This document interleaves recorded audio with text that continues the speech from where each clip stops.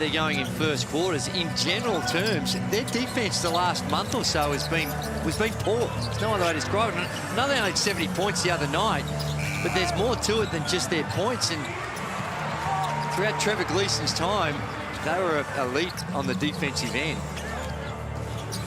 That's an interesting sub. Mitch Norton coming out after 2 minutes.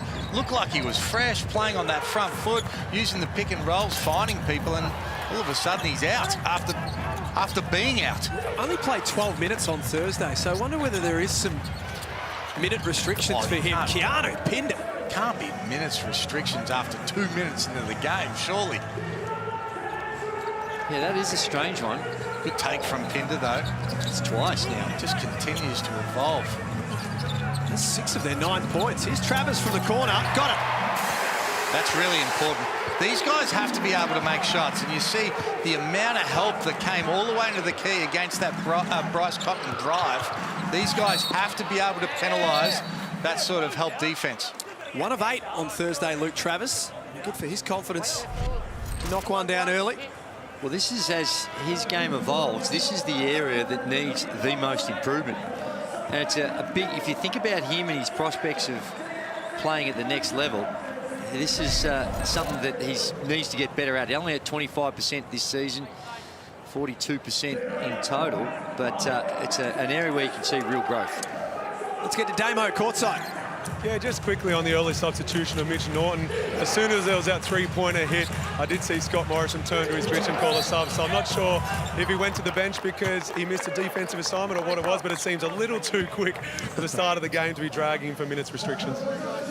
Well, especially somebody that's been out for a considerable time. He's got runs on the board. They need him. He's a critical piece. So he might have a few little breakdowns at different times, but you know, he really has the ability to be the solution for the Perth Wildcats to get back on track. Frazier into the game as well.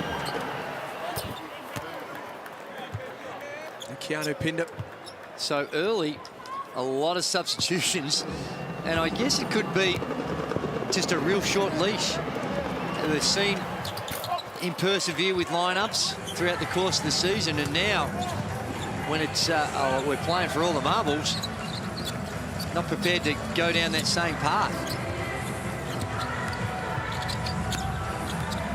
Travers guarded by Ben Air. Shot clock down to 9 as it's Law involved.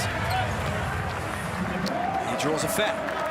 And if we get to see that play again, it wasn't a lot in it, but as an example of what we're talking about with Bryce Cotton, he came up and can't see it from there, but he was setting a back pick for Frazier, and Frazier just stood there, didn't use it, and just standing around. And Bryce Cotton is so... Here we get a better look at it. See, Bryce Cotton comes, sets a pick. Frazier doesn't move. Doesn't move, so the defense is able to guard him a lot more, a lot easier when there's not that type of movement. And I questioned this at the start of the year of how Bryce Cotton was going to play outside of Trevor Gleeson's offensive sets, because it was Trevor Gleeson did a great job of evolving what he used to do. He was really stringent on exactly how they had to play, and he started to really evolve all these offenses around Bryce Cotton, which is what great coaches do. And those counters and the way they moved, it was so difficult to be able to defend all the time. And again, you're right, Drew, because he went to set a little back pick. No one moved. In past years, he sets that back pick and then he dives straight down the middle. He gets a layup, then they help, and everyone's in rotations, and everyone gets easy shots, but they're really stagnant.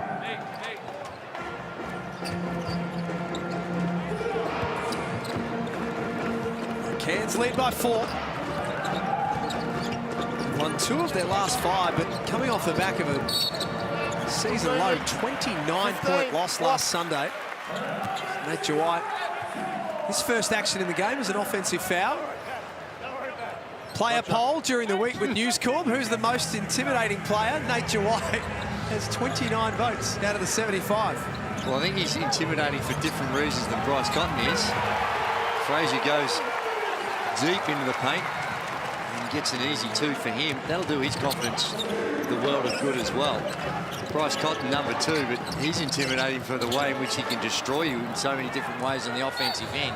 And again, This is really poor reactive defense that we've seen to start this one when you're trying to get your season back on track. That's a beautiful pass from Tajin. Well, it is, but it's pretty easy coming in there. Easy dump-off pass. Pinder, it's been everywhere so far. Third rebound, 8 points. Yeah, has it knocked out of bounds?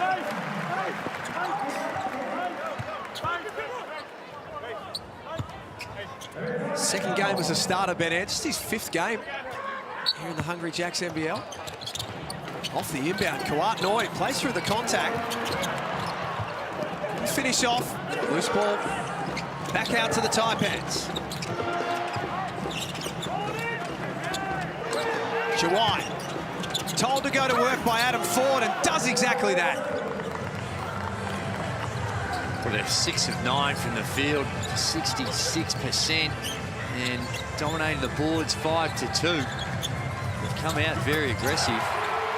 The Cairns Taipans, and Fraser, after getting that easier one, now that shot from the perimeter, that mid-range, becomes a lot easier to take and make in his head. Well, this pick and roll defense from the Perth Wildcats, Cairns are just having their way. Their eyes are lit up saying, give me a pick and roll and I'm going to attack. We can score multiple ways. They're playing with a whole lot of activity. Michael Fraser splashes from outside and has 7 points in 2 minutes. It's been a roller coaster since his arrival with the Wildcats. This is as confident as we've seen him in an opening quarter of a game. Yeah. Not that time, Pinder. Couldn't put it back in, and Wagstaff rights the ship for the Wildcats. Now Cotton downhill. Jawai got a piece of it.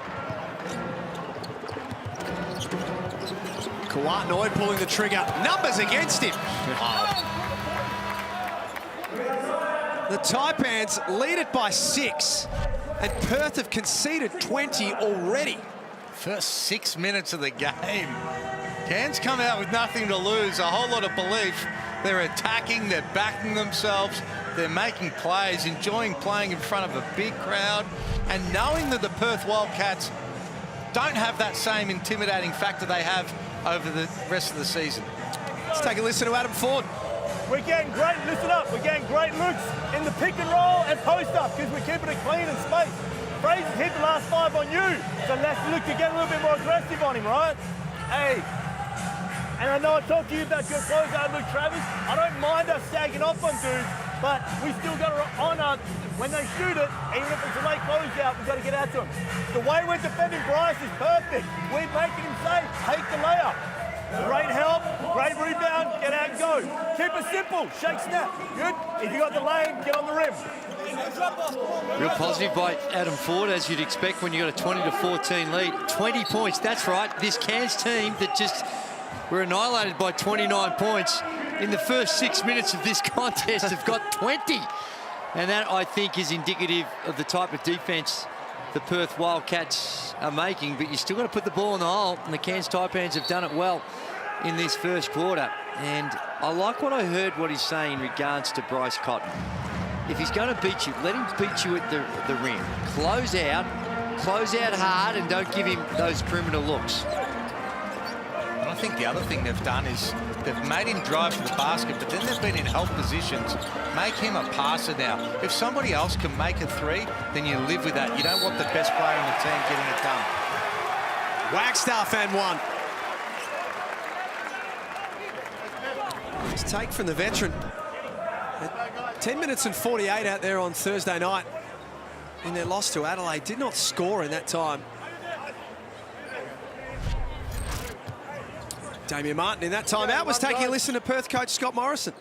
Yeah, well, I was actually taking a listen to assistant coach Mike Kelly. He came in for the start of the timeout, and he was heated. He's one of the best defenders to ever play in the NBL, and clearly he had a message to the players in regard to that end of the court. And then when Scott stepped in, he drew up a nice play for them to run. He'd be happy with how they executed there, but let's see if they can ramp it up at the defensive end, as Mike Kelly was touching them. They've got it back to a 3-point difference. Jawai, the double came. Nice help from Blanchfield. Made life difficult. Law bumped. Kawatnoy, head down to the basket. Guess who steps in for the charge? Jesse Wagstaff, as he does, doesn't always get rewarded, but this time, pretty obvious one. This side, guys. And Jesse Wagstaff is having, in my view, a really good season. And comes off the bench, only playing the 18 minutes a game, but prepared to put his body on the line. And I think he's been... Look at his stats in there about charges taken all the time. Serious. We need something from the stat man, because Jesse Wagstaff would be right up there with our main man on the ground right there, Damien Martin. My word, he would be on time.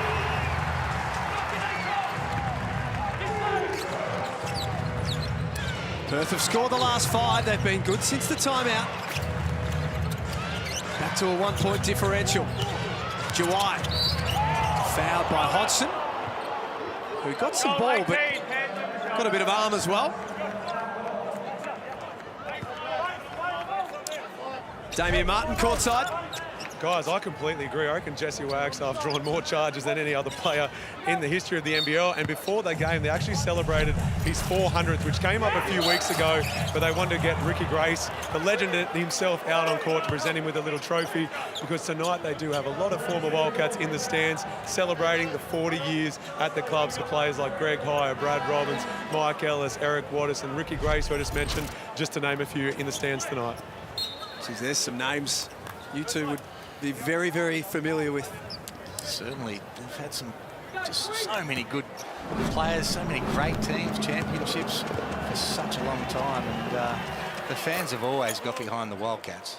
It didn't matter whether they were playing the entertainment centre in town or wherever they played. It was always a great atmosphere to play at.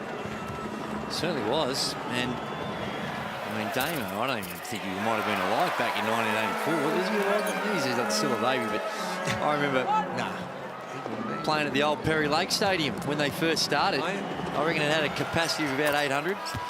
Used to jam it out. Court. Good it was court. nice. Yeah, nice shooting court. like an orchid flower in Brisbane. Spot on. Almost identical. Yep.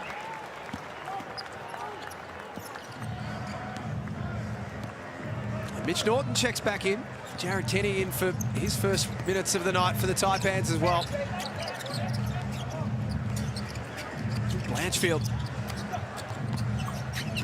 0 from 2 so far as Wagstaff fouled by Norton. No basket, 1-11. Those points won't count.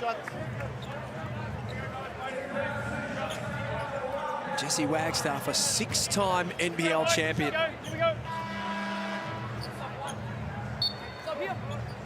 That's one that'll sit pretty comfortably on the resume for a long time. A ring for all the kids. Yep. And the dog and the cat and maybe the budgie as well.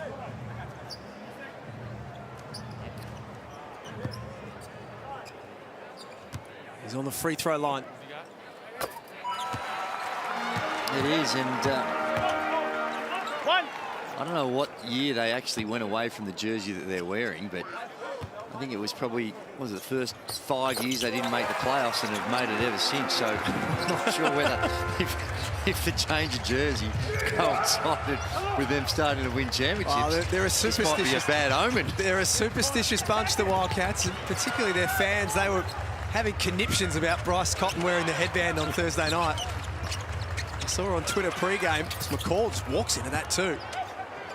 Saw on Twitter pre-game, they were all very happy to know that Cotton wasn't wearing a headband tonight. Really? On the back of 7 points on Thursday.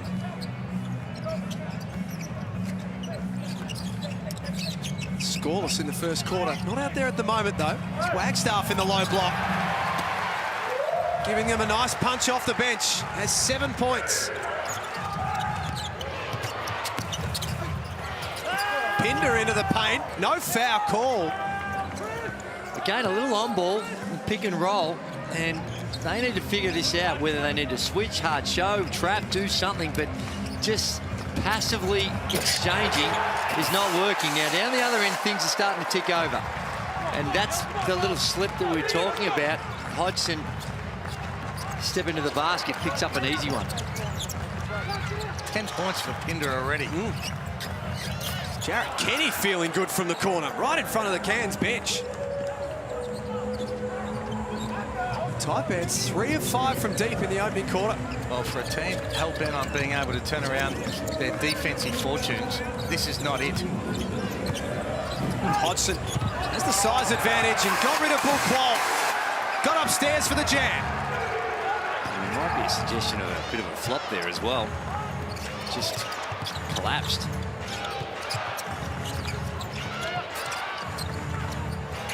Qual can't knock it down. The Wildcats can tie it up or take the lead this trip down the floor. Hodgson barges his way through. It is unsportsmanlike. I think it was called that, Emma. Coming from behind, you heard Unsportsmanlike foul. the officials. There's the nice dunk, that little slip we were talking about. And down the other end, there's the flop. That's probably worthy of at the very least a warning. Yep. Then Hodgie's there. I thought that could have been a charge first, and then an unsportsmanlike the charge isn't called. There's a fair bit of contact. The body's going down everywhere then. No, there was. And this is an area of Hodgie's game that is really a bit of an adventure. You go on, Hodgie's at the Oh, my. I told you. That was An adventure. You had your head down. It is an adventure because anything can happen. What are we looking at, Drewy? Percentage-wise? 40% for the season.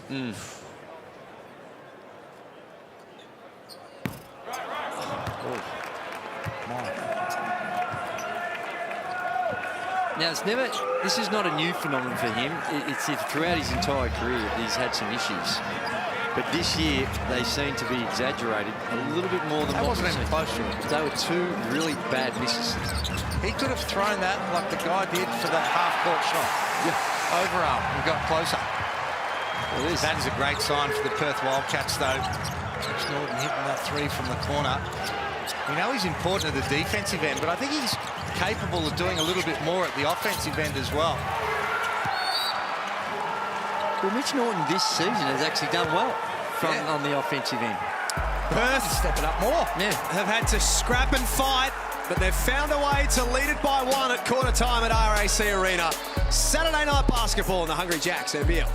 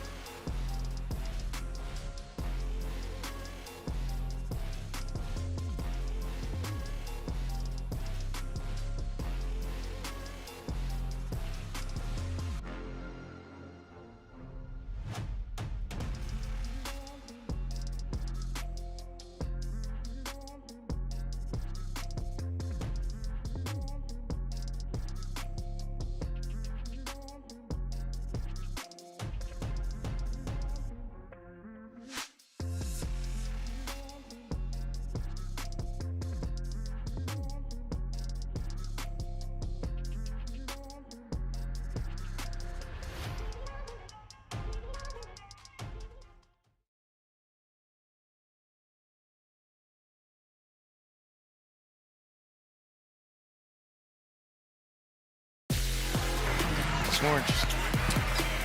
It's quarter time at RAC Arena. The Perth Wildcats have conceded 29 in the opening quarter. That wouldn't please them, but having 30 on the board at quarter time certainly would please them. And 7 points from Michael Frazier. He's their equal leading scorer with Jesse Wagstaff. And for the Taipans, Keanu Pinder, in his return to Western Australia, has 10 points. The winner of our $50 Kmart gift card for tonight is Preety Massive Wildcat supporters.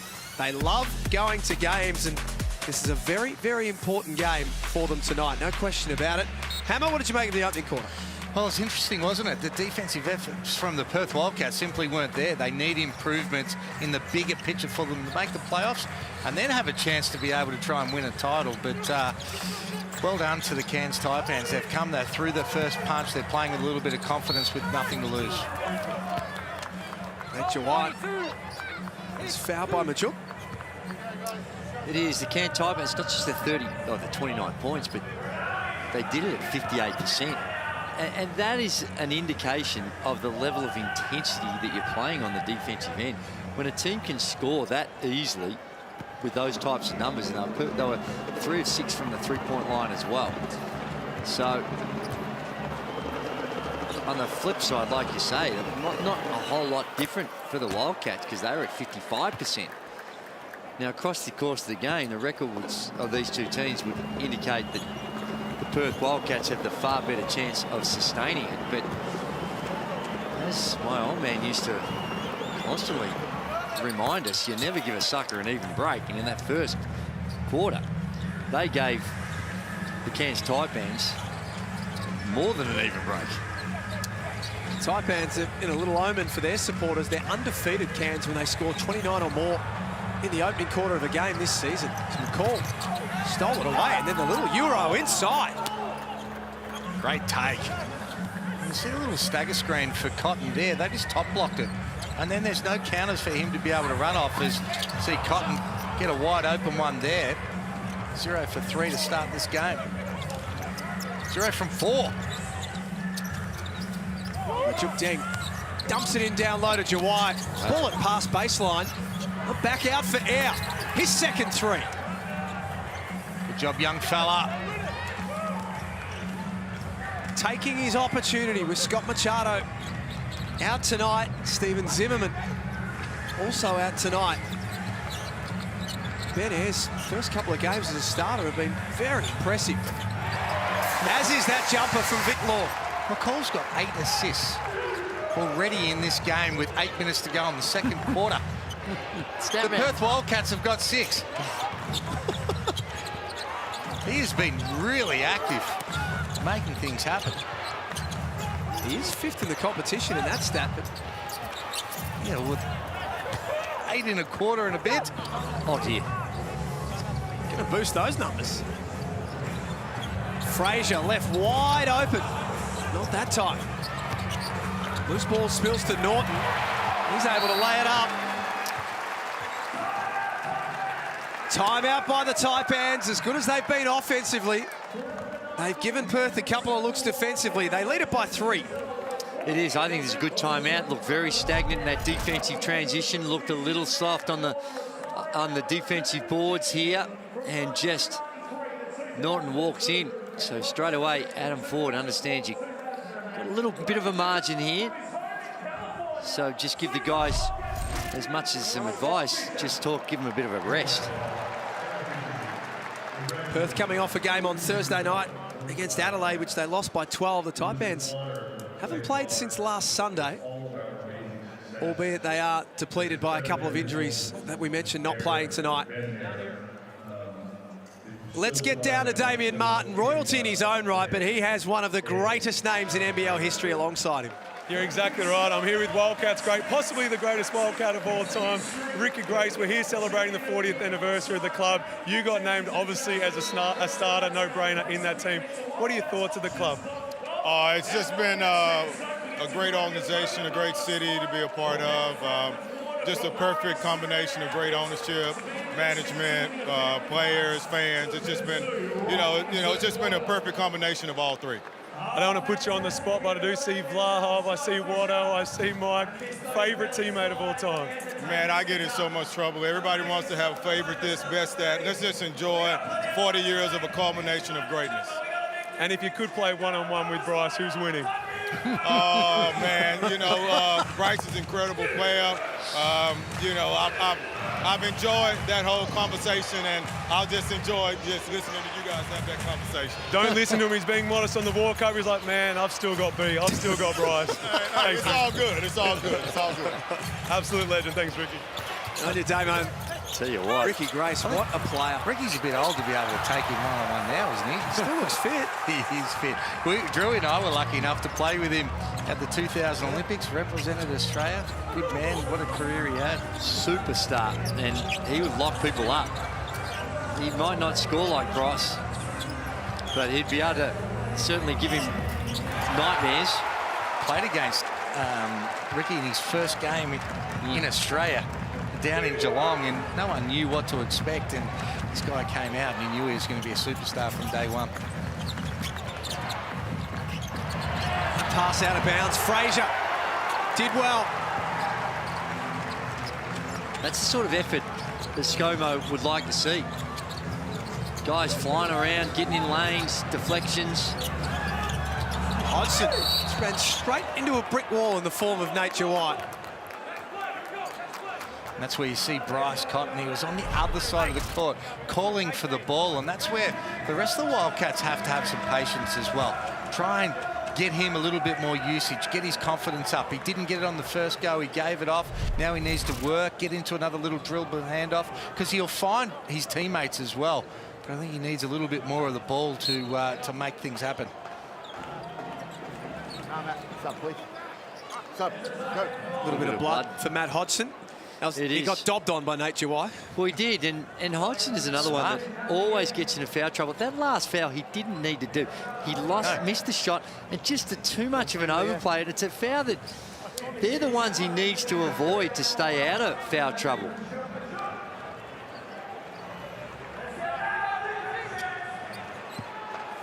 So he has 2 fouls. Majuk also has 2 fouls. So an issue here for Scott Morrison if one of his big men picks up a third. Majuk out there now.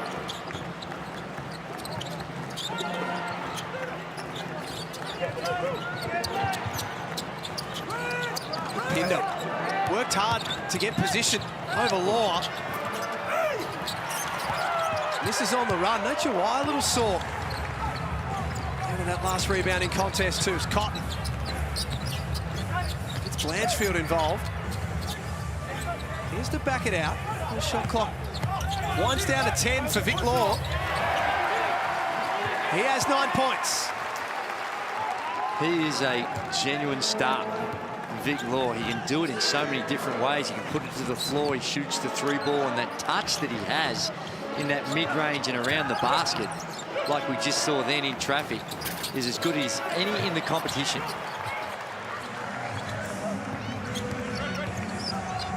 Here he is pulling up for 3. Yes! 9 unanswered points from the Wildcats. Their first quarters are a problem. They've got no issue after that, though. 42-38.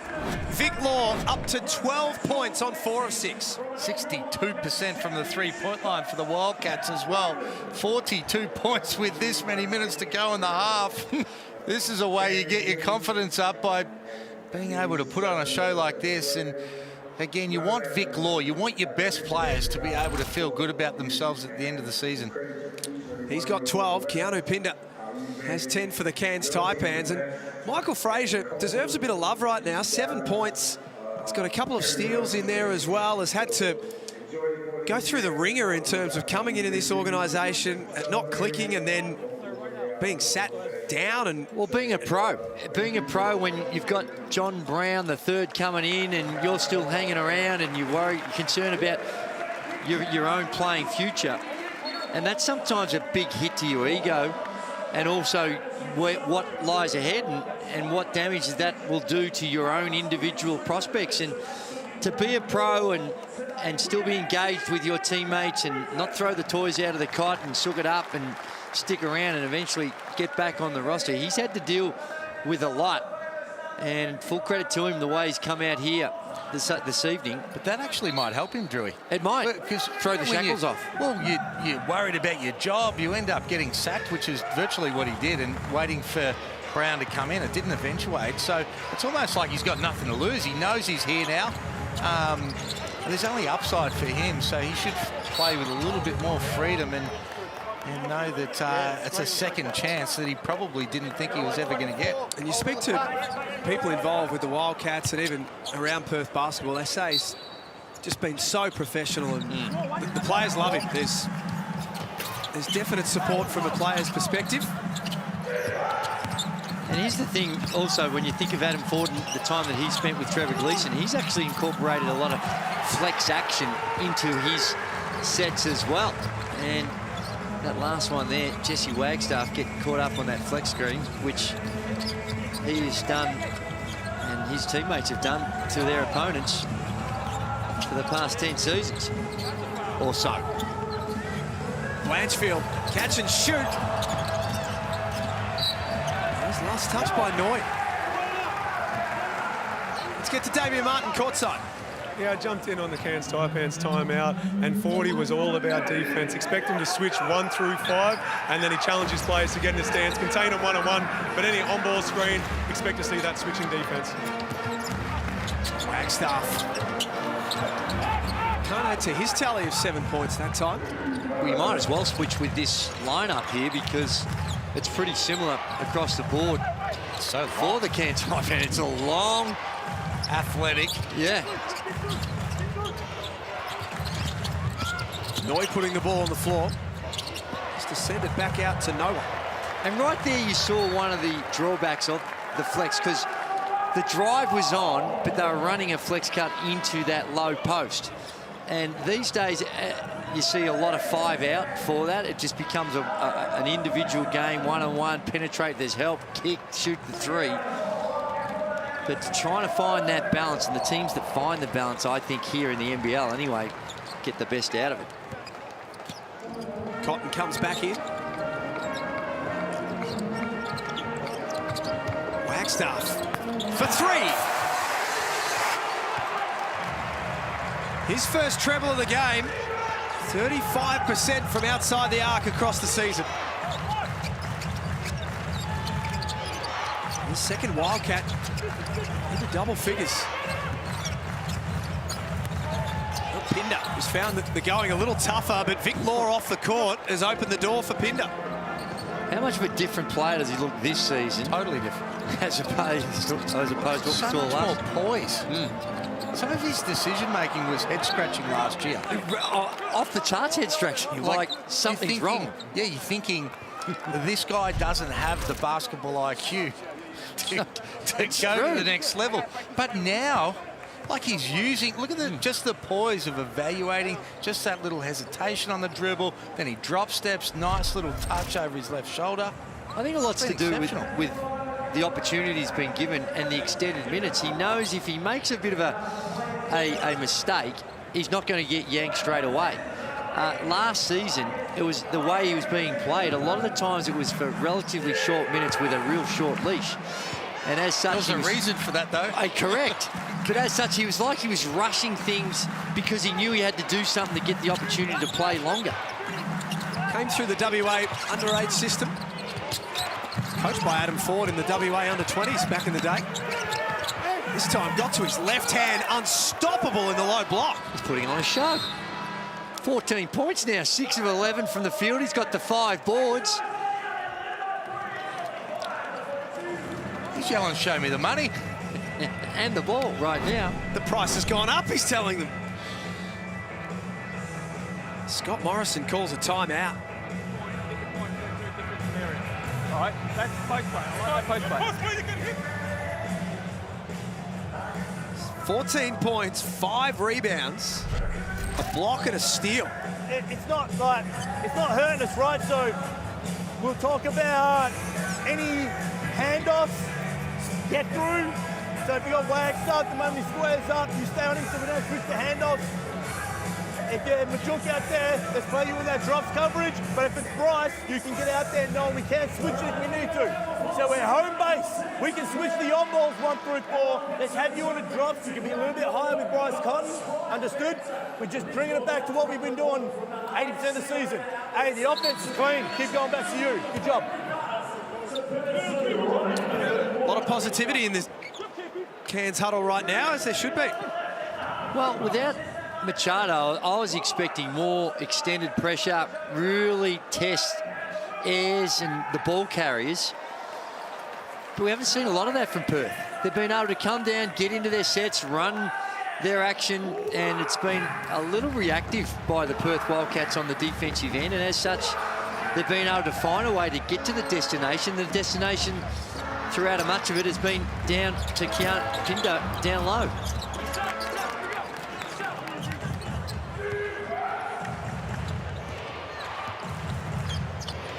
Jim McCall, 8 assists in the first half.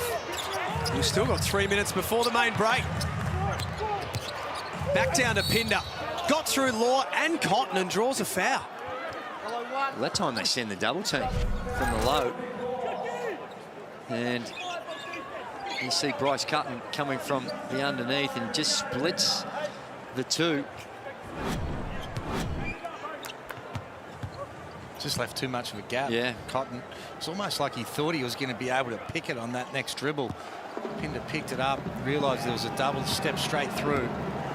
Again, that's the poise we're talking about. He's really been able to develop this year. The conversation around the most improved player is getting very, very interesting. Who else is in it? Maybe Joel Awalachul would certainly be in that conversation for most improved. I don't know what the stats say, but just with the eye test, it's not even close to me. Just on his overall game and involvement and improvement. Swakala Bullock, I think, would be another one that would be in that conversation. He has been very, very good. Well, he's come from almost a very, very minimal role. It's true. And now is actually playing significant minutes on a potential championship winning team. Yep.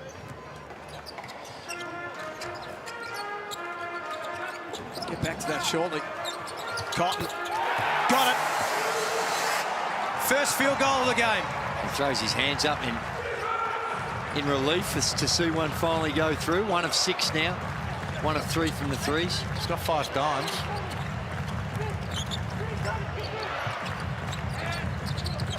Perth lead by 4. Shot clock down to 3 for Kawat Noi. Great D from Travers. Forced a difficult shot. McCall, though, picked the pocket of Michael Frazier. It was stealth. And then the pass for Pinder. Oh. Look out!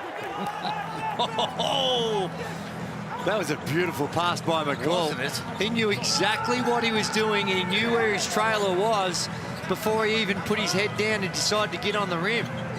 9 assists for Tajir McCall. And then the offensive foul from Vic Law. Look at this pass. Great heads-up play. Good trail from Pinder. I'm not sure what Vic Law's arguing about here. He's still arguing.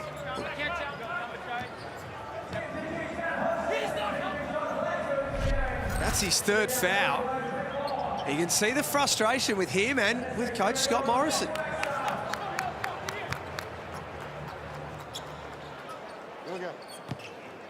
That's just a sign of both feeling the pressure. Scott Morrison saying, mate, he can't help you. You've got to get on with it. He's saying the right thing.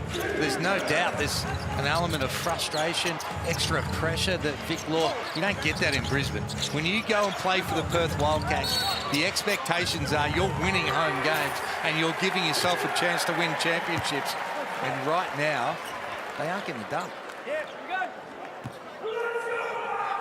6 and 5 at home this season, the Wildcats. That's just a record that we don't associate with them on their home floor. It's normally a very one-sided ledger. Well, like Damien Martin said, after they'd been on the road, they played unbelievable basketball on the road, came home for 9 games. We just expected they were going to breeze through because that's what history tells us, that they just win at home. Big crowds, play with a whole lot of confidence, really difficult to be able to go in there. And maybe they lose 2 at the worst. They go 7-2. Well, that just hasn't happened. It's been incredible. And now teams aren't afraid going to Perth. They actually see them as a little vulnerable opportunity to be able to get a big scalp. As we see with Cairns coming in here right now, chests out, a whole lot of belief. and getting a chance to throw a little haymaker. And to me, it's this end of the floor that's the biggest concern. Cole just can't get it to go down. 0 of 7 last Sunday. He's 0 from 3 tonight. No call, Cotton. Treble is good. I think a flop warning's going to be coming as well. You just got to stay on feet.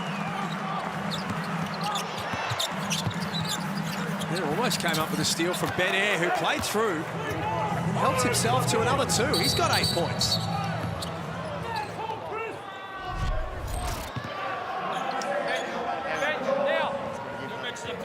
Yeah, he flopped. Not yelling out across the court. There is contact. There was some contact. I'm not sure that he flopped. No. He just has to be stronger playing against one of the best players in the league, where you just got to find a way to stay on your feet.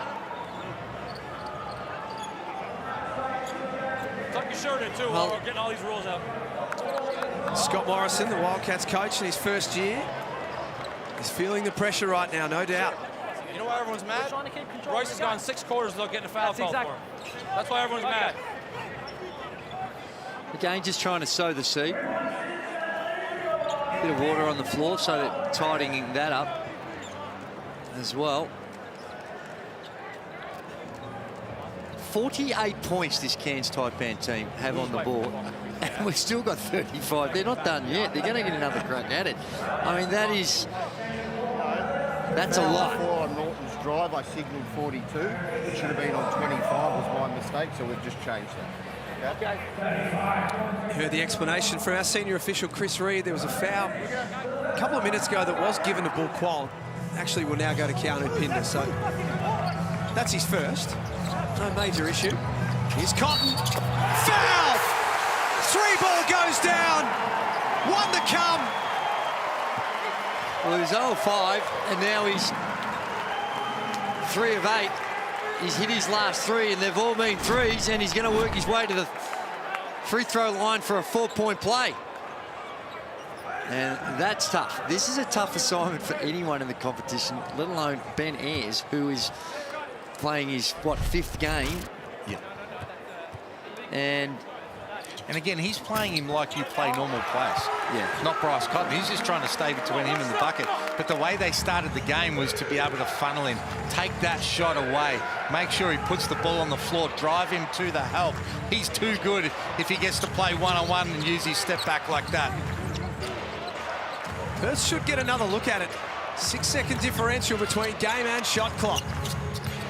Nartai stepping back, hand in the face from Blanchfield was important. Offensive board for Noy. The block over the top from Hodgson. Time beats the Taipans. Now 5.3, I should say, left for Perth.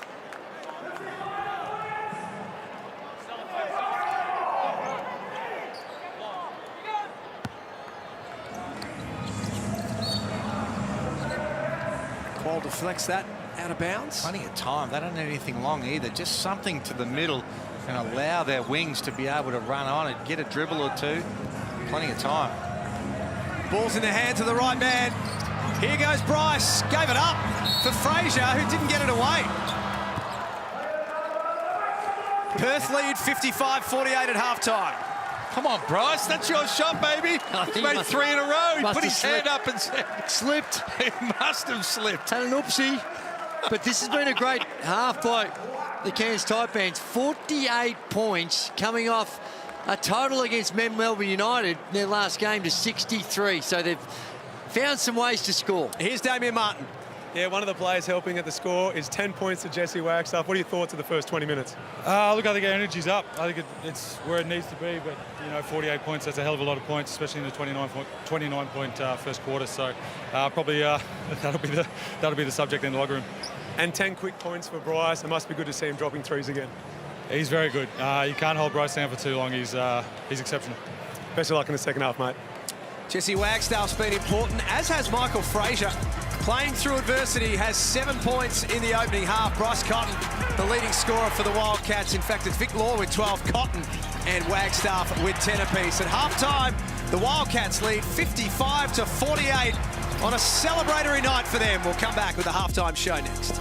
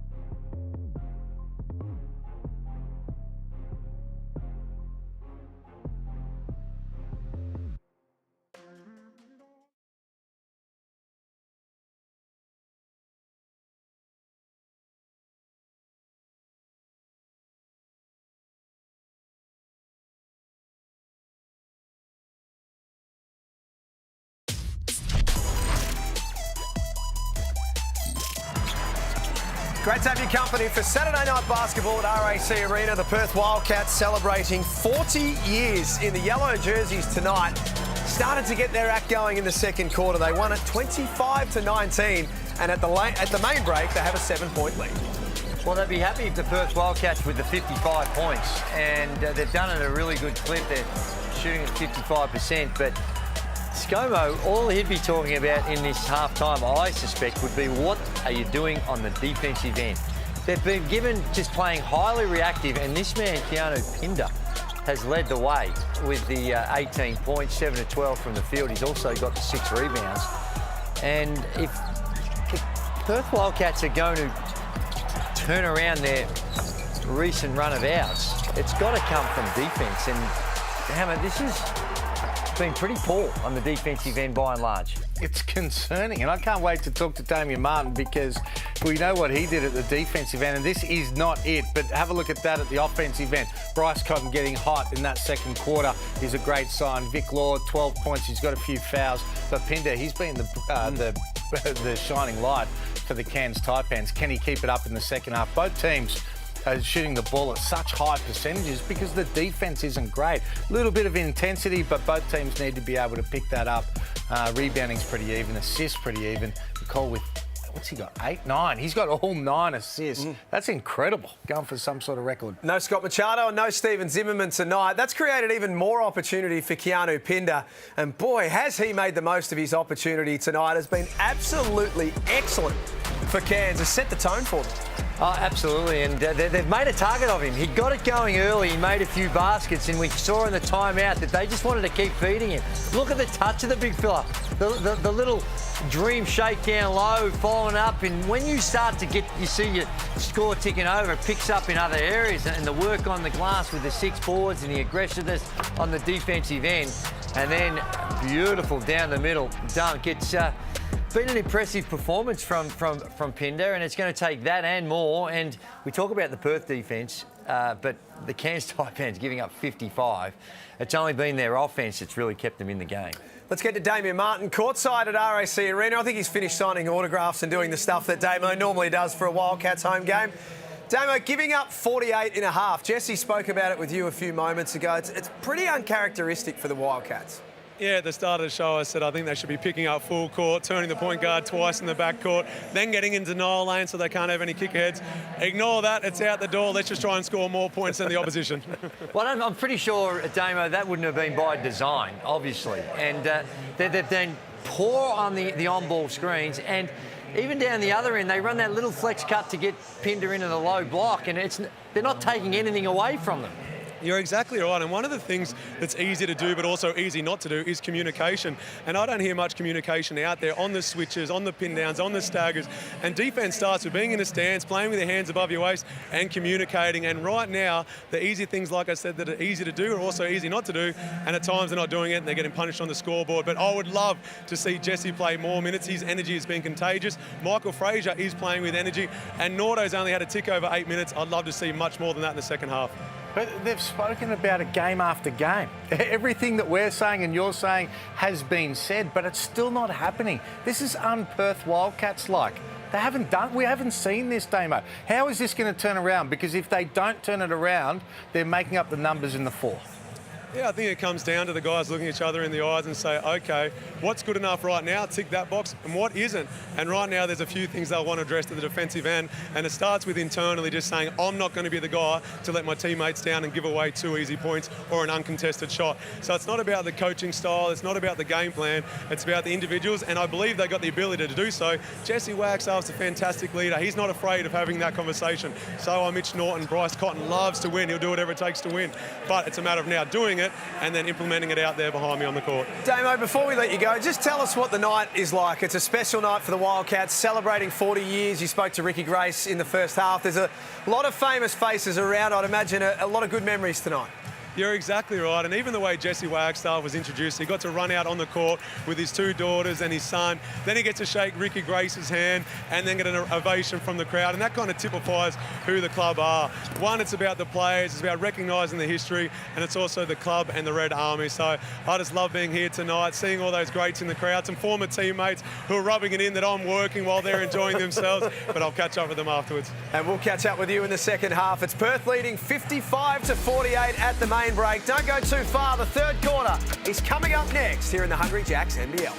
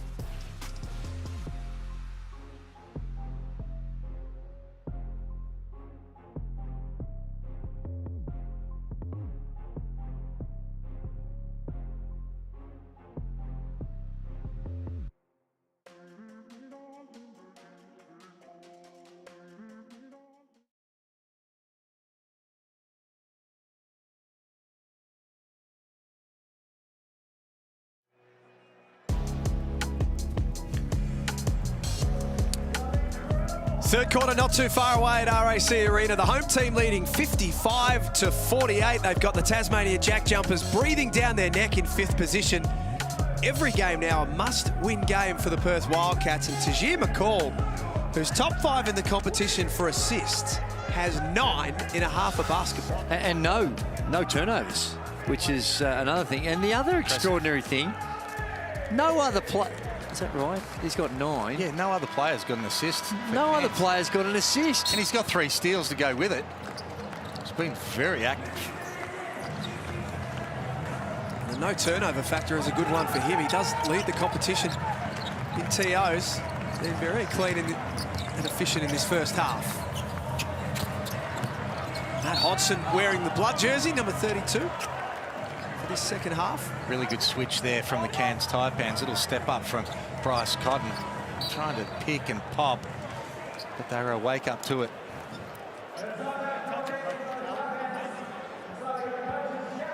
We've got a coach's challenge in the first 15 seconds from the Taipans on the out of bounds. They're really close to it. He had a good view. So you doubt he certainly wouldn't be calling this if he wasn't very confident of winning. Well, you would hope not. No, you wouldn't want to gamble with it when with this really the first play of the quarter. And he's clearly going to win that. How do you get that wrong? Well, however, he should get an extra coach's challenge just because of how bad that call was. Oh, he gets a bonus one. Yeah. And buy one, the ref's right there. Yeah, I don't know how you could possibly get that one wrong. I think it was probably... Even you could get that call, Coach's right? challenge is successful. The call on the floor will be overturned. The ball will be white. Yeah. Adam Ford got that one right. Backed himself. I like it. Well, now we can understand. Oh, actually, he's paid tribute to Keanu Pinder. It's all KP. It's all KP. Can he hear us? Is he wide in? Let's throw down to him now. He probably just knew that we were talking about him. It's nice to see him smiling tonight. It is. He's a great character. Spent a lot of time in WA honing his craft as an assistant. Now in his second season as a head coach, first at the Taipans. Ben Air pulls the trigger off target. The Cotton really got going at the back end of that second quarter.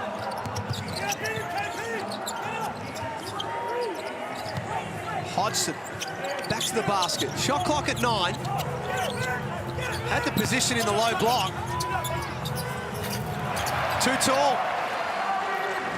Hodgson's another one that's really grown as the season's rolled on. At the start of the season, he wasn't really in great shape and really foul prone, but now that his conditioning is up, the last half of the season, he's really developed into an integral part of what they're doing.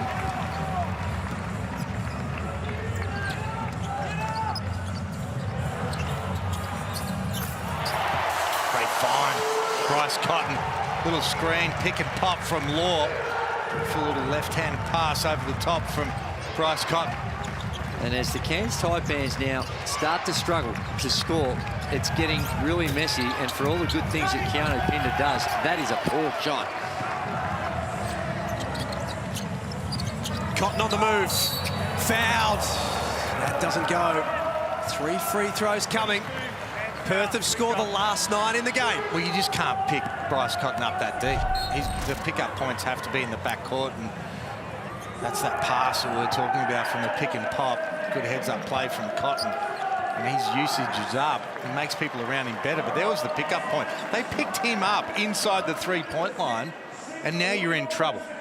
A timeout call by the Taipans. 8:17. I just said that Adam Ford, it's nice to see him smiling. I'm not sure that he's smiling right now inside that huddle. That last one we saw with that beautiful pass, there's just a miscommunication.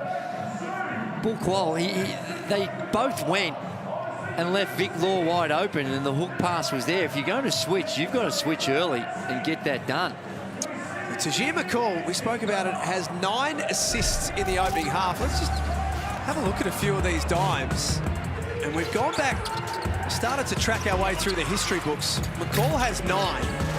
The most ever in a game is our great friend and broadcast colleague Derek Rucker had 24 in a game. D-Ruck. But then there was a conversation that was had during the halftime break that we just had to check out, because you two are known for your shooting abilities first and foremost. But And we do exaggerate a little bit from time to time. Shane Hill, you had 20 assists in 1990 in a game. 20, yeah. You sound surprised. No, I am. I'm staggered. And Goat, I'm even more staggered to know that you had 20 in 1995 against You the tried North telling Melbourne us you had Giants. 24 or something. Well, it must have been 21. I think I had 21 in that game. It was at Geelong, and at that stage I had the record. So the coach pulled me out because we were winning quite nicely, and then they went back over it after the game, and I think they dropped you down to mine. Dropped you down to 20. And then D-Ruck just looked at both of you and said, see you Davis later. Winburn as he flew by us. 24. Gee whiz. And let me tell you, it might have been, ours might have been 27, and Rucker's might have been 38, given the way in which they used to judge assists back in those days compared to how they do it these days. Well, there were some venues that were very, very difficult to get an assist. The statisticians treated them like pieces of gold. That's right. Unless you gave it to someone for a layup, behind the back pass, something special, you were not getting an assist. Oh, you go to Cairns and they were almost as cheap as you, Drewy. Not there. We've got a behaviour warning here. Behaviour warning. Chris, behaviour warning. Look at Matt Hodgson here, just getting a little behaviour warning. White ball. I think he's a bit stiff that time, Matty Hodgson. There's coming over the back, a bit of contact, but seen a lot worse. Not called. Qual. Jawai saw that he was guarded by Travers, wanted it down low, kicked it back out. They made a mess of this, Cairns.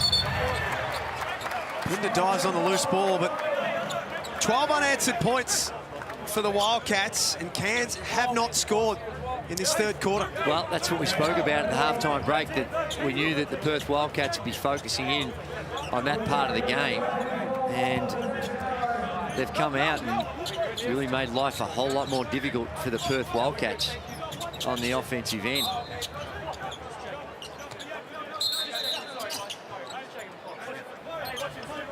Just check the clock if you missed the first game. And when we speak of the great man here, Shane Hill, another one that Bull Qual needs to make 3 more three-pointers in the remaining 4 games to have the most of any Australian rookie in NBL history. And I believe, Hammer, that he'd be overtaking your 3-point record. Well, good luck to him. I mean, I was going through puberty at the time. I was only in high school. I was 17. We appreciate you sharing that with us. It was a long time ago. Matt Hodgson says no.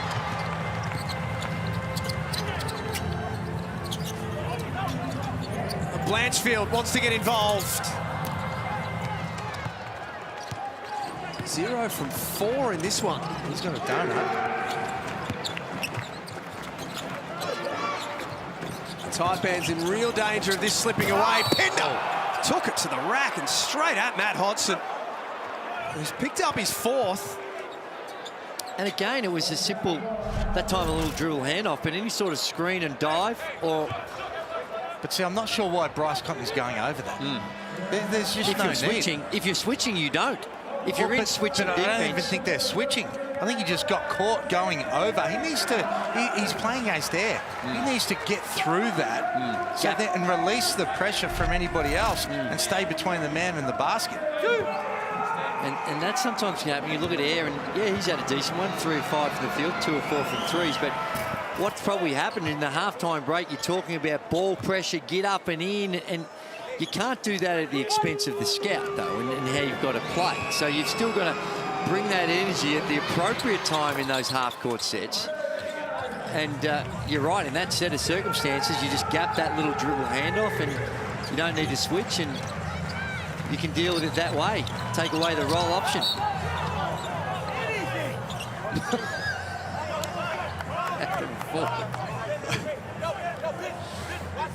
Let's keep your eye on Keanu Pinder. Has his left wrist and hand pretty heavily taped. Brought an injury into the game. Looks to be pretty sore.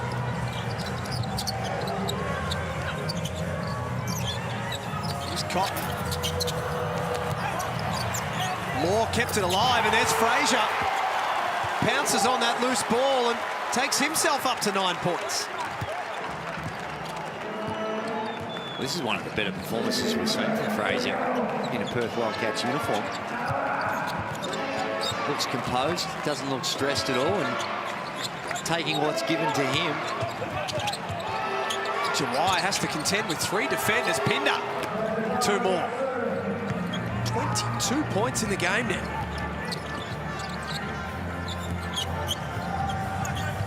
Keeping the Taipans in it. Fraser will get himself on the strike. Well, just as I said, taking what's given to him, that time, after he's got those 9 points, just gets a little creative, goes one-on-one, works his way to the free throw line. If I'd have said to you at the start of the season, the Perth Wildcats should go without a third import and get Pinder instead, you would have thought that I'd lost my mind. Yeah, I would have. But right now... Well, we're all geniuses in hindsight, but... Right now, with Vic Law as a 3 and Pinder as a 4, they would be a much better team. Yep, yeah, it's hard to argue against that. I would never have said that, by the way, because I would never have believed it. And that's to Adam Ford and the Cairns Taipans and Keanu Pinder's credit that he's been able to find a way to contribute at a really high level for them, albeit in a team that hasn't won too many games. Cairns too long in the key. A bit of sloppiness starting to creep in. Ben Air, he's trying to set the cross screen, and they were waiting for the pass to go to the wing to get that angle, and there's a breakdown in the D-trans. Ben Air looks up. Sees nothing but yellow jerseys up ahead.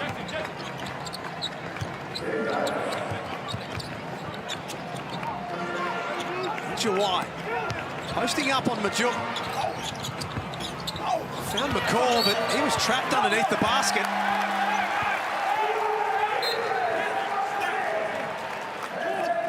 He wasn't happy with it. I don't know whether this is going to be as obvious as the other one. It couldn't be. Challenge in the out-of-bounds. Okay. Time out. Let's have a look. Replay center, we have a coach's challenge on the out-of-bounds. I think they'll win that. I think it was Majuk who hit it out. Let's have another look from this angle. No, it's not. No, it's not. He hit it out himself. He got blocked on the bottom of the backboard, drew he? Yeah, I just saw Majuk on the other angle. Looked like it was Majuk coming over this angle. Missed it there, but... Nah, you're right. Come on, Tashir, what are you doing? Surely he must have known, or maybe he thought that that backboard was actually someone's Wasn't hand. even close. Maybe but he still, even if someone else did block it, he still touched it last. Successful, the call on the floor will stand. It's yellow ball. The coach will lose his timeout and his challenge. Fair enough. So 1-1 for the night. Is Ford going to stand there and tell us now that it was McCall's fault? Because he did pump up. He's consistent. Yeah.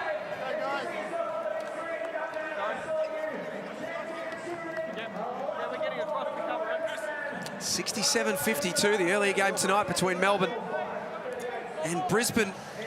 Was a tough challenge for United. They'll keep their top spot on the ladder, but they were pushed all the way. Winners 88-79 at John Cain Arena. And to come tomorrow, Southeast Melbourne versus Tasmania, who must keep winning. And the Sydney Kings at Kudos Bank Arena play host to the Adelaide 36ers, coming off a win a couple of days ago against the Perth Wildcats.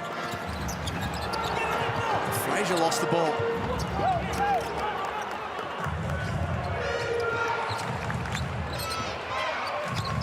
McCall, 6 points, 9 assists. Looks for air on the perimeter. Fraser had it, then lost it. McCall driving by for Big Nates. Great pass. Makes some really good plays where he attacks the basket. In the last minute, it looks like he's a little out of control, but just makes the right decisions to find his teammates. It's another assist if Nate can knock down a free throw. Now, I like the gold as a bit of a throwback, but they made a very good decision going to the red. The Red Army and the way they've owned that red. You don't think this could hang around as an away strip? I'm not sure they would allow that. As an away? Maybe. I quite like it. Yeah, I think it's really cool. You wouldn't have it over the red. No, certainly not as the home. No, but an away strip or a clash strip or something like that. I think it's cool.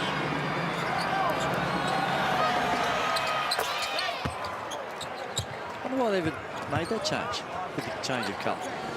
You would have Certainly thought with Western Australia. Yeah. So it would have been a big decision at the time, I would imagine, going away from that colour.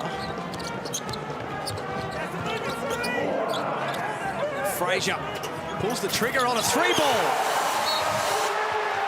14 points for Michael Frazier. An equal season high for him. Had 14 in round 10 against the Phoenix. Look like a different player tonight. Well, and that was a contested 3 as well. Misses, you'd probably say it's not a great shot, but again, probably just playing without fear. At the moment, he's been cut. He's back, a second chance like we've spoken about. Chance to be able to add a little bit of value. They need somebody to step up. Maybe he's their guy. Tajir McCall here might have just copped one. Well, you don't really want to be copping one. Basket's not going to count. He did too. He was in two minds. He wanted to catch it and pass it. Realised he was open and shuffled his feet. Well, they've turned around their efforts on the defensive end in just a half a quarter. They've held them to 6 now, the Cairns Taipans. They had 29 and 19 in the first 2 quarters. So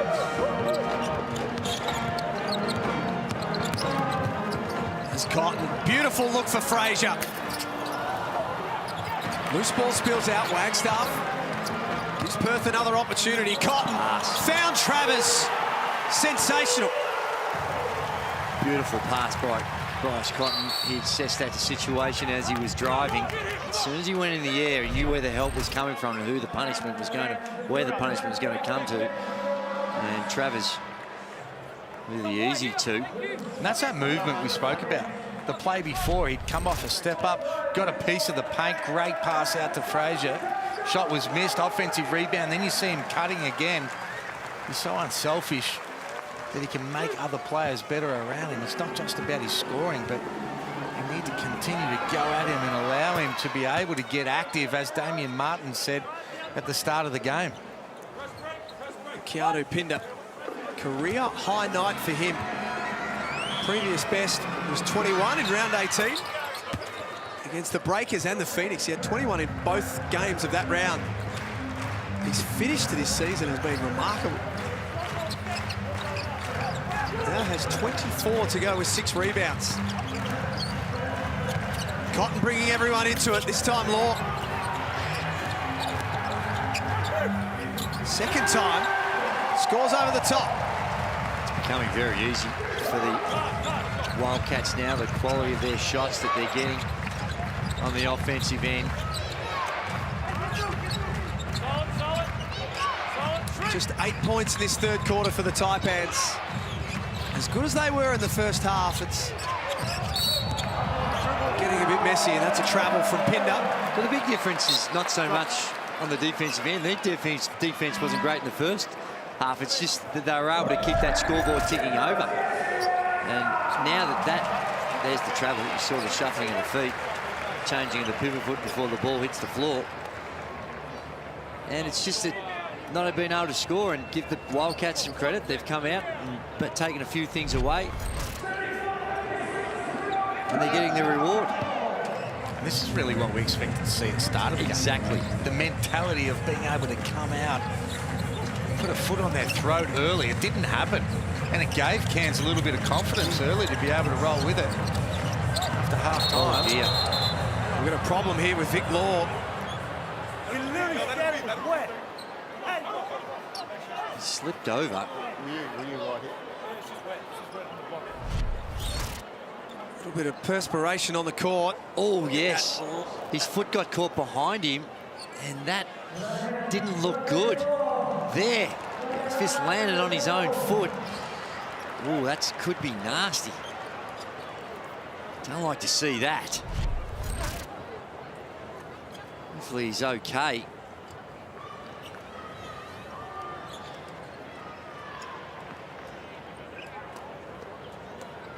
On the eve of the playoffs. They can't afford this. The good news is he can put some weight on it there. That's a positive. Yeah.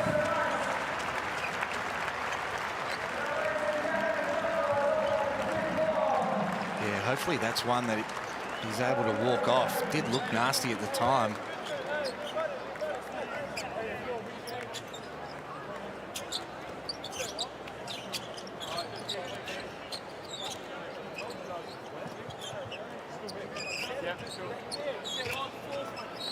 Damo will keep us across that one, but you'd imagine that'll be Vic Law's night over.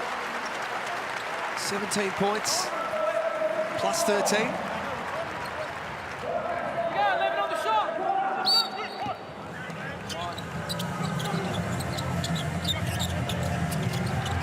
Well, the plot thickens even further. Offensive foul now against Blanchfield. It's a nice little set out of bounds. Blanchfield really went after that screen. Didn't need to. As Cotton was coming back for a little dribble handoff and opportunity to play some one-on-one.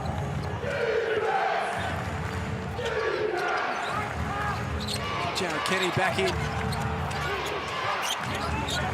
Jawai. Kawanoy had some space. Offensive rebound by Majuk Deng, and then the pass underneath was excellent for Nate Jawai.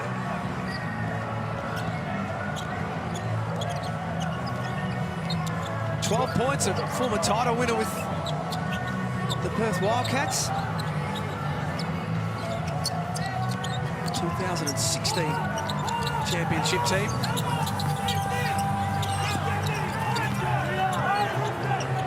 Adam Ford providing a lot of advice on the sidelines. You could say it. Wanting a 3-second call. And Bryce Cotton, off the O boards, steps in and splashes a 3. And that's a great find from Luke Travis, because there's been other times where the Wildcats have done that and they could have found Cotton at the top.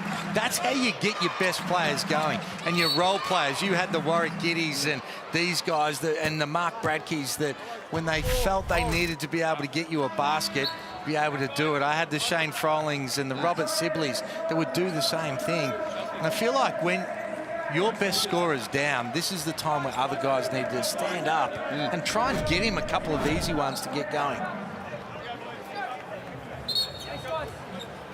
13, Daniel. Second in the competition for three-point makes this season, Bryce Cotton, behind only Chris Golding. There's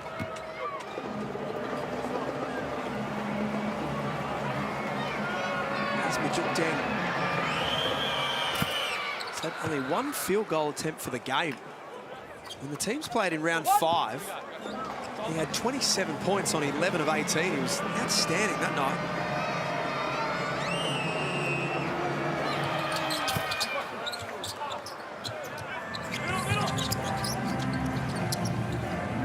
Norton fights his way through the half-court trap.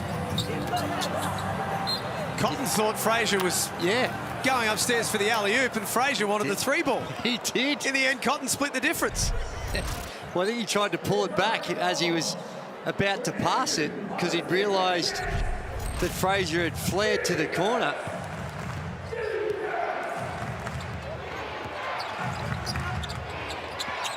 Tick down to 90 seconds before three-quarter time. It's been a dominant quarter from the home team.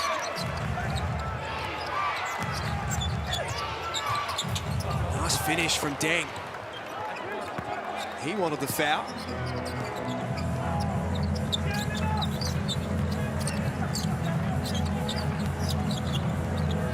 Frazier.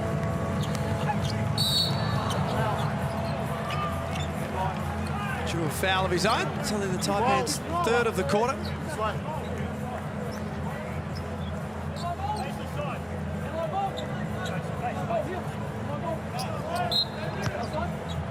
Wildcats next weekend have their destiny in their own hands. Friday night they play host to the Illawarra Hawks.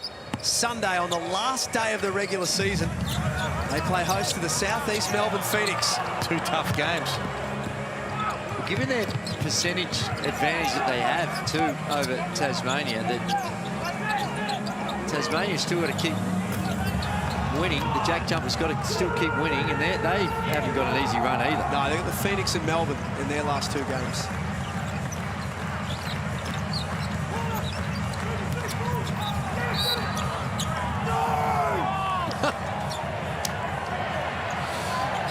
Adam Ford doesn't have a coach's challenge left.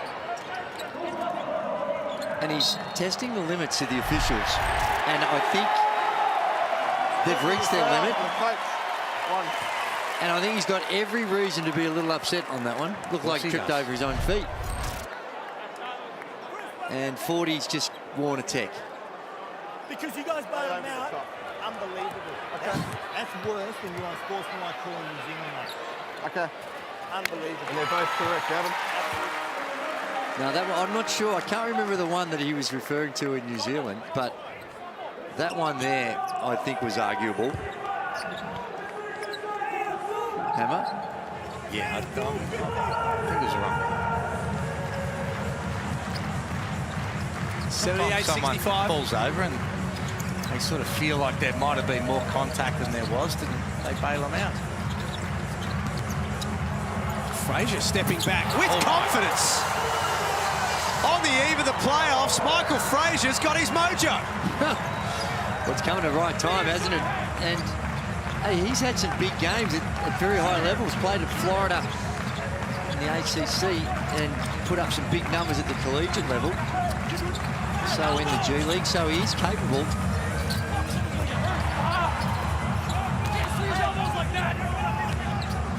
Deng puts it in with the O board. Time to be creative. Forced into a tough three. Norton pounced on the loose ball when no one was looking. We're going to confirm whether this basket will count. But if Cotton hit the rim as well, that might be an issue that they'll look at. We're checking it. We're just going to stay with this with Chris Reed. Now let's have a look here. Cotton didn't hit the rim. Oof. Oh, that doesn't count. That doesn't count, boys. Second look. Slow it right down. No chance. That's not going to count. It's 81-67 at RAC Arena. The final quarter is coming up next in the Hungry Jacks NBL.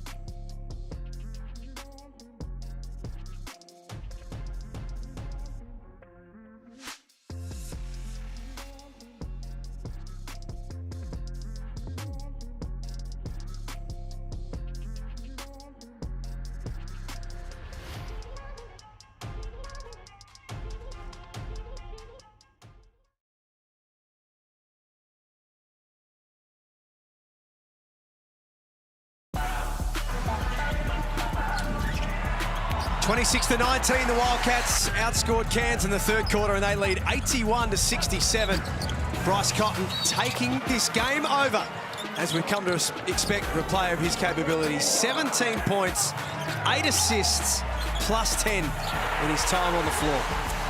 Yeah, and he's had a good running mate in Frazier. He's got a season high now for him, well, a career high, given this is his first season of 17 in this one. So only 14 minutes too, 6 from 8 from the field.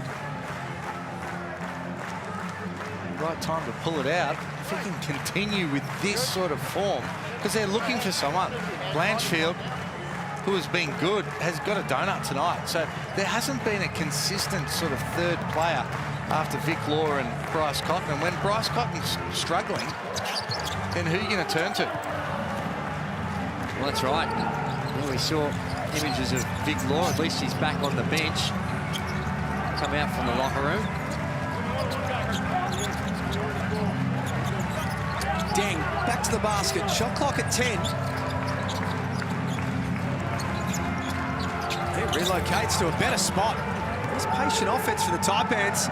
Let's get the latest on Vic Law with Damien Martin. Yeah, we just had Vic Law return. He's come back down the tunnel on crutches with his right ankle heavily strapped in ice. So it's not a good sight for Wildcat supporters. He's arguably been their best player all season, but that ankle does not look good. It's going to be a worrying 24, 48 hours for Perth. You'd expect they'll try and get him in for some scans tomorrow. Kyle Zunic getting his first there. He stepped out of bounds. That's the issue with that one. Before there was a hint of a foul. A hint? Well, he stepped out first, though. I think he rode him to the baseline. The only thing he didn't do was put a saddle on him. Stepped out of bounds first, Hammer. There's nothing but fresh Perth air from Majuk Deng.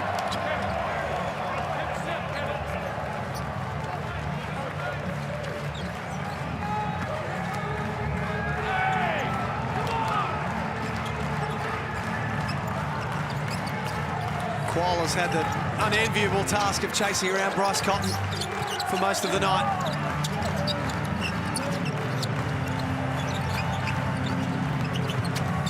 Here he is. Throw it up for Matt Hodgson. Great pass, Bryce Cotton. 9 dimes to go with his 17 points. The game beautifully executed. He knew if he got by where the help was going to come from. Hodgson, man, steps up to guard Cotton and just throws it up there. And that's part of the responsibility of the other Perth players. They've got to get to the right spots. And then when he gives it up, they've got to provide the penalty for creating a double team on Bryce Cotton. Blow by. There you see the help coming. Comes too late. And if it wasn't that, it was the open man from the rotator. Blanchfield was wide open for a corner 3. They always had the advantage. He knew he had the advantage. When they switch, and Kenny now guarding the big down low, Cotton read that situation perfectly.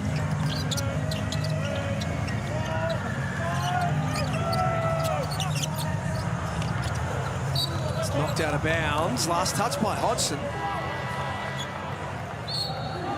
Nate White. Made sure that Hodgson didn't go crashing into the second row.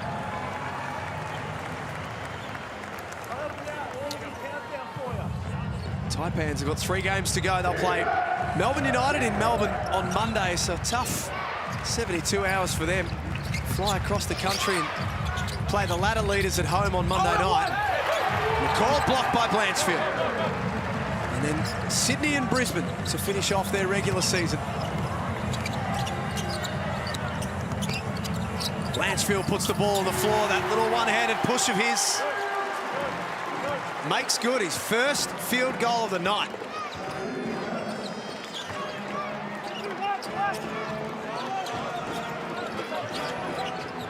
$85-69. It's a 7-point deficit at half-time, but we spoke about it before the third quarter. What timeout is it? Belonged to the Wildcats, and timeout called by Scott Morrison. It's 85-71 in the jungle.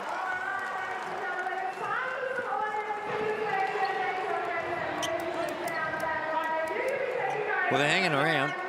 It doesn't look all that convincing, but they're just giving themselves a chance. Only just, though. And this next couple of minutes is really going to decide whether it's a game or not. Somehow or other, Cairns Taipans need to figure out a way to get some stops. And if they can't do that, then it's not going to be a contest. And the 81 points that the Perth Wildcats had at three-quarter time is their highest for the season. The previous highest was 76 versus the Adelaide 36ers in round 14. So they've had no problems at all on the offensive end. 53% they're shooting at it right now from the field, and a very impressive 52% from the three-point line. 13 of 25.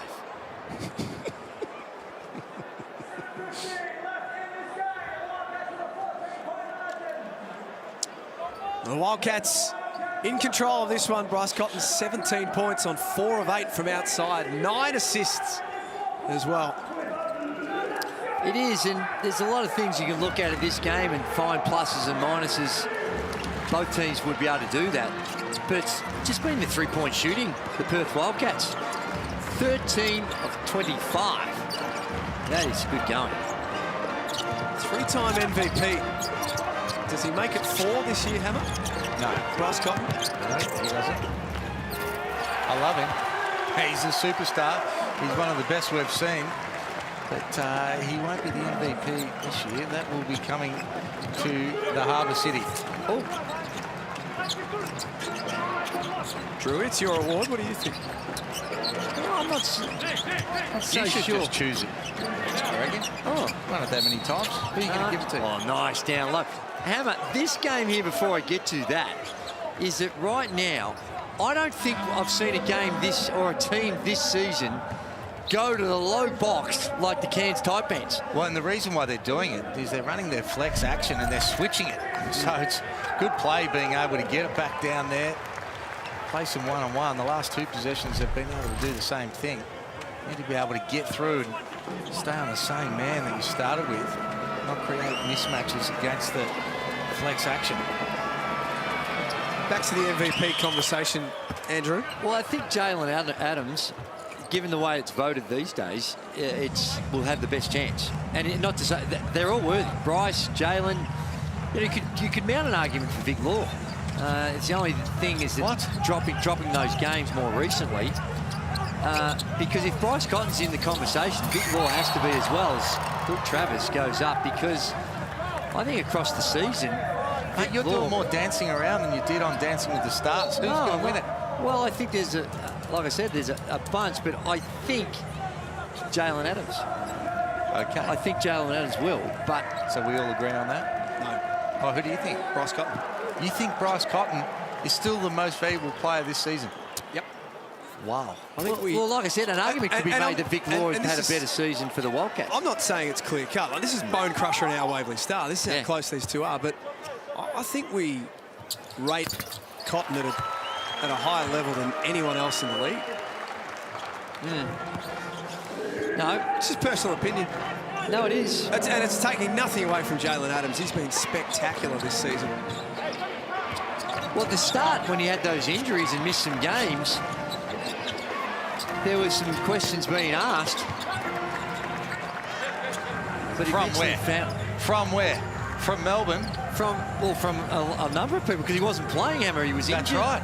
But that shows why he's the most valuable, because he turned them around, not single-handedly, because we've got a lot of good players to be able to do that. But the difference with him in the game playing good basketball, it's the that we've said before, no team's done what they've done in this 13-game stretch.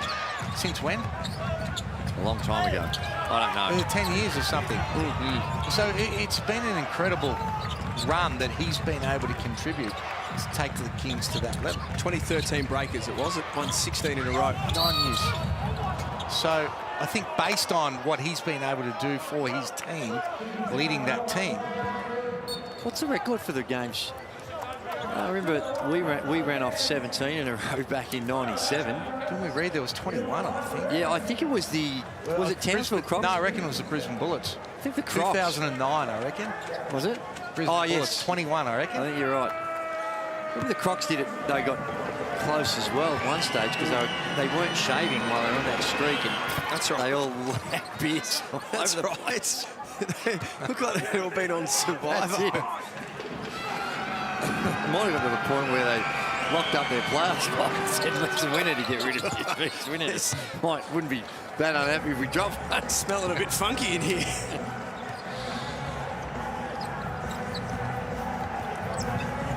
Wildcats by 12. That's your White, the scorer's table, about to check back in. Not that time for Fraser.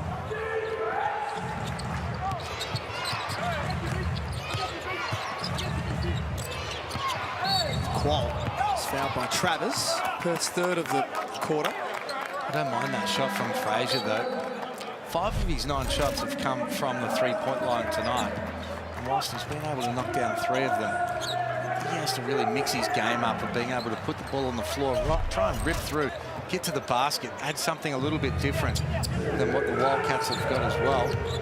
But he's certainly been the shining light for them tonight, giving them some sort of hope they're going to get more out of him than what they've seen so far this season. And depending on what happens with Vic Law, Hammer, in the next couple of weeks. Oh. Mate, if they don't have Vic Law, they're done. They're not beating anyone in the playoffs. Well, they've still got some heavy lifting to do to make the playoffs. Yeah. Got to find one more win to guarantee it. Well, I think based on the run that Tassie have got, though. Round 21 is going to be spectacular. Next weekend will be, from the moment the round starts to the moment it finishes. Well, not to mention the big game between Illawarra and the Sydney Kings. That's going to be a cracking game as well. If last Thursday's any indication. They may very well play each other in 5 or 6 days' time after that as well. Travers off to the races. Look out! He's explosive. Doesn't need a long run-up. He can get vertical real quickly. And that and the play before it from Bryce Cotton, any little glimmer of hope for the Cairns Taipans, I think has just been extinguished by 2 plays. Cole just getting out of the way, knew he was not in a good defensive position, was going to cost him. That's where if you want to foul and you don't want to get, you just got to slide your feet and use your hips to foul, use your legs and try and stop the play like that. But after a real slow start, well, a relatively slow start, Bryce Cotton really started to get things going. And it was the end of the first half where it was 3 from 3 from the three-point line. And that was one of them, including a 4-point play that really ignited him. And he's been able to just keep it ticking over. 4 of 8 from the three-point line. So far, 5 of 12 from the field, 19 points, 9, that's right, 9 assists. So he has found a way to work his way into this one very, very nicely. Well, considering where he started from, it's starting to look good. And these are the sort of games where you can start to build a lot of confidence heading into the end of the season. 6 players in double figures for the Wildcats tonight. Huge. Travers, Wagstaff, Hodgson with 10 each. Law with 17, and Cotton and Michael Fraser with 19.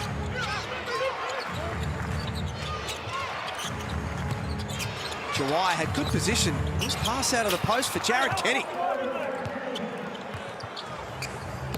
Knocks down his second 3 of the night. 12-point game at RAC Arena. It's clear that Adam Ford thought that ball went out of bounds. Nicely done by Hodgson. How important is Matt Hodgson going to be playoff time for them, Hammer? When you're up against a Joe Luala-Chul or a Jarrell Martin and Xavier Cooks or a Duop Reith? He's critical. I mean, he really is. But he's a hard one to rely on because he can get into foul trouble. He can be so reactive at different stages. If he makes an error, I mean, Drewy spoke about it earlier in the game, but he can also provide some really, really positive things for them. And 12 points tonight, 6 from 9 from the field. He's only got the 4 boards, and he has to learn to really dominate the boards, get rebounds outside of his cylinder. You see Fraser, there'll be a whole lot of the Red Army that'd be very, very happy to see him drop 19 points. That's 70% from the field. Judging from that reception on the way off, haven't they changed their tune, the Perth supporters? Well, you know what they do? I think it's not just his form. They respect what he's had to go through. Well, they should. They really should.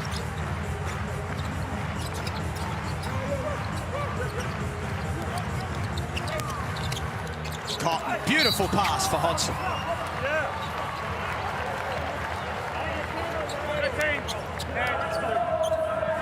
This is the bit we spoke about earlier.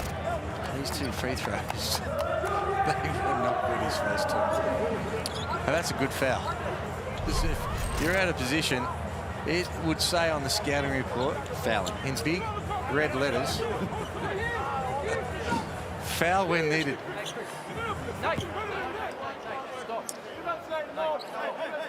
Let's have a look at the first one. Bit of trash talking going on with both teams. It drops. Damien Martin courtside. Yeah, I'm intrigued to see what happens here from one great left-handed free throw shooter to another. I know how you feel, Hodgie. Stick with it, mate.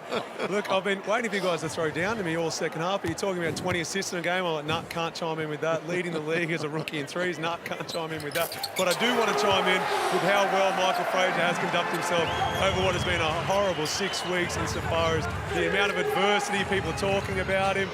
From all regards, and this isn't just something people are telling me because I'm in the media, behind the scenes, all his teammates are saying, mate, he's the ultimate professional, he's a great teammate, and I dare say there's no one happier than all of his teammates tonight to see him put on the performance he has. It's good to see, and Damo, you're welcome anytime because you've got an award named after you, so pretty much do whatever you want. He wouldn't have felt welcome in our conversations because defence was not brought up. Defence was the thing that surrounded the stadium. Yeah. I did notice you didn't throw to me about the MVP talk because you know how biased I am. No. Actually, Damo, what is your thought? No, I genuinely believe that those 3 names you mentioned deserve to be in that talk. When you go on the type of streak that the Sydney Kings have, you usually credit the person at the top of that, and that's obviously Jalen Adams returning. But I just think Bryce Cotton, he's guarded differently to every other player in the league. Whole team scouts are based upon trying to slow him down. Vic Law's been sensational, don't get me wrong, but when it comes to guarding Perth, stopping Perth, beating Perth, it starts and ends with Bryce Cotton in my mind. So I still think he's so valuable because of the difference he makes to how coaches and teams have to approach facing the Wildcats. No, well said. It's a really tough decision. The awards this year, they all deserve it. There's always going to be 3 or 4 players every year that absolutely deserve it, and you wouldn't bat an eyelid if either one gets them. But even the other awards, Drew, there's not many that are clear-cut. No. This year. What's clear-cut is that burgers is on the menu for WA basketball fans. The code word is miss. What a night for the Wildcats fans. How do you go to the game, see a win, Burger. chomp on a little burger on the way home?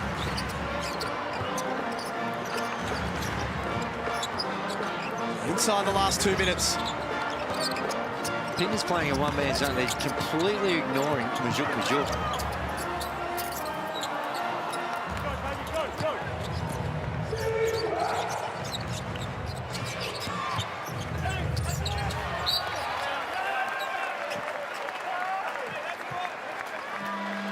And Pinder looks very tired. He's played a lot of minutes, 24 of them. He's tried his hardest. 24 points, 8 rebounds, a couple of steals. We'll call it a night. Oh, timeout called with less than 2 minutes remaining. This is big for the Wildcats to have Michael Fraser not only back out there, but having an impact. That play you saw there got it started. He was able to get to the rim, get a relatively easy one, saw one go through, and then things started to feel more comfortable out there. And made some tough ones, knocked down the 3 ball. This will be great for him. He will take another big step forward. When you have a game like this and you feel like the pressure's released, you know you're not going to get cut. You know you're here for the season. You have this big game and keep talking about momentum and confidence. As a basketball player, it's huge, and it's coming at the right time for him. Well, before this one, he played 16 games, shot it at 36% from the field, only 25% from the three-point line. And that's what he's brought in. He was brought, his work on the defensive end and athleticism, all those things, but over the course of his career, averaged something in the order of 16 points a game in the G League. So he can put points on the board. Just wasn't able to get it going like everyone thought, but he's done it in 17 minutes tonight, Drew. Yeah, on tonight's evidence, it's been pretty good. Well, he doesn't need to go and drop 20 for them. No. In every game, but he needs to find a way to be able to contribute, both at the defensive end, hit the open shot, put the ball on the floor. If he can get double figures for them on average from here on in at a good percentage, it takes the pressure off Bryce Cotton and the way they can defend him. The story of the night for the Wildcats, however, is Cotton unloads a deep one. 5 of 9 from outside. And as good as you are, don't think that, he's lost a bit of confidence this month as well. The numbers that we read out earlier, for him to be averaging 13 points at 28% in the month of April, for him to see the ball go through the hoop like he has, play with this sort of confidence, watch out in their next game, because he could take it to another level. We know he can get a 40-piece at any time. 6th time in his career as well that he's had 10 assists. Well, during that stretch, Hammett, it's not just the fact of the total numbers, it's those numbers in what we've come to know as Cotton time, and that is the last quarter when the games are on the line. It's been tough going for him in the last 4.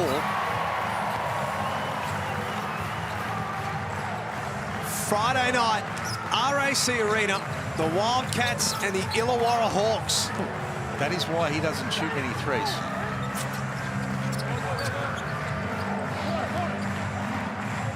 What a final round it's going to be for Perth. 2 big games. They win one of the 2 next week, and that should just about take care of things for them. Who they got? South East Melbourne. Illawarra Friday. Illawarra. Phoenix on Sunday. The icing on top of the cake for Perth. Mitch Norton with a late 3. Look at Bryce, he's still going. This game's going to look like, you didn't see the game, very comfortable, and it's not as comfortable as that scoreboard would indicate. 106-87. Perth get a win on their home floor that they've desperately been searching for. And they take it to the last round of the season to lock away their playoff spot. Well, it is, and they'll go away from this game not content. They've got an issue with Vic Law. That's a huge one that hopefully that's not too bad. You saw him there, he's on crutches, but I think they've still got an issue on the defensive end. The amount of points they were able to give up even against this Cairns team here. There you see our footlocker player of the game, Bryce Cotton, with the 22 points. 5 of 9 from the three-point line, and the 10. The other concerning thing, Drewy, sorry to jump in, is their starts. Correct. We spoke about their starts, and again, they started poorly tonight. Wasn't that fantastic to see Bryce Cotton? They're so happy for Michael Frazier. They've stuck by him. No headbands tonight. They back to business. But that is the biggest story of the night, unfortunately, for Perth, will be the fitness of Vic Law. The energy was there. Jesse Wagstaff telling them they've still got some work to do, but a win's a win. 106-87 the final score. We're back to wrap it up on the other side of this.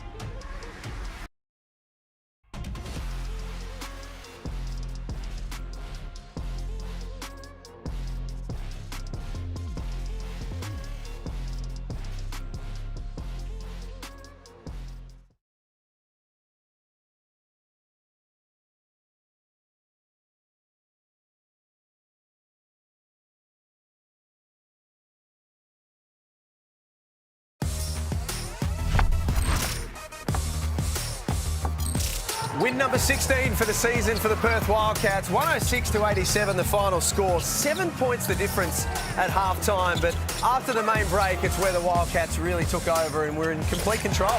And they had to, didn't they? I mean, this is the team trying to make the playoffs, trying to win another championship, so they had to step it up at the defensive end. They certainly did that in the first 5 minutes of the third quarter, and then the big-time players came to play. Bryce Cotton hitting a little bit of form. We spoke about Fraser as well being able to make some points, but they will have...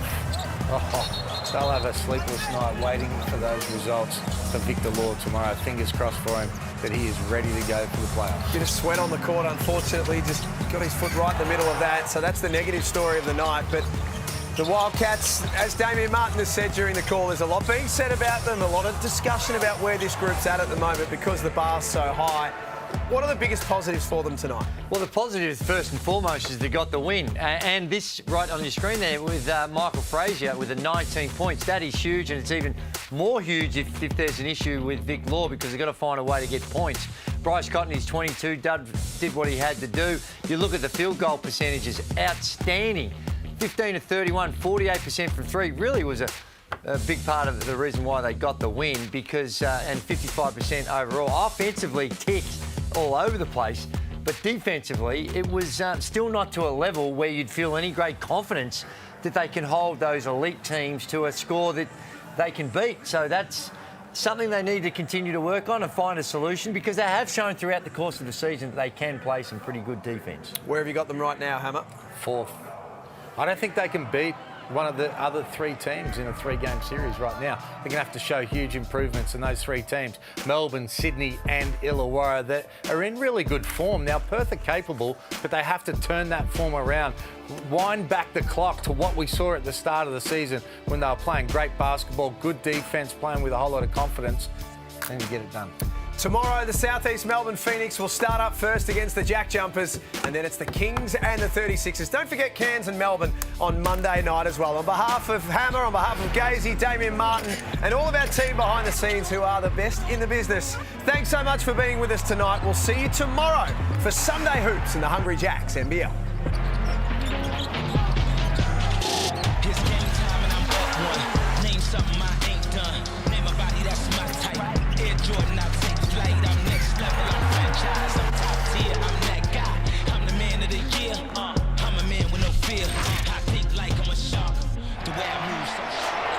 This program is brought to you by Hungry Jacks and Bunnings Warehouse.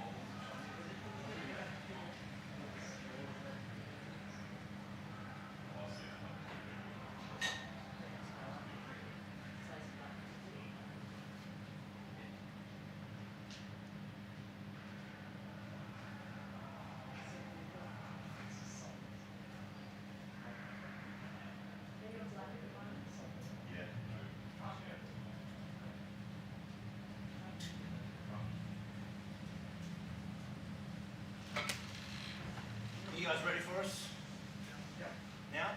Oh, lovely. I'll be right back.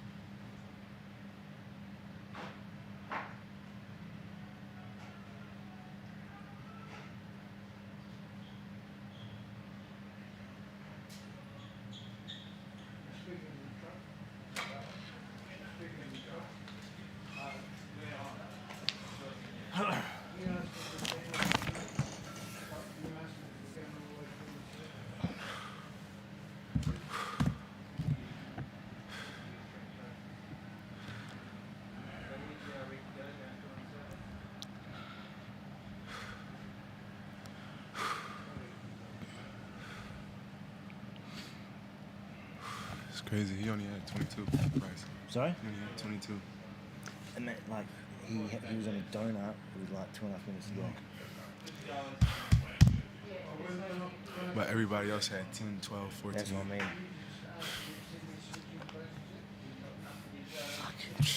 We did what we were supposed to do.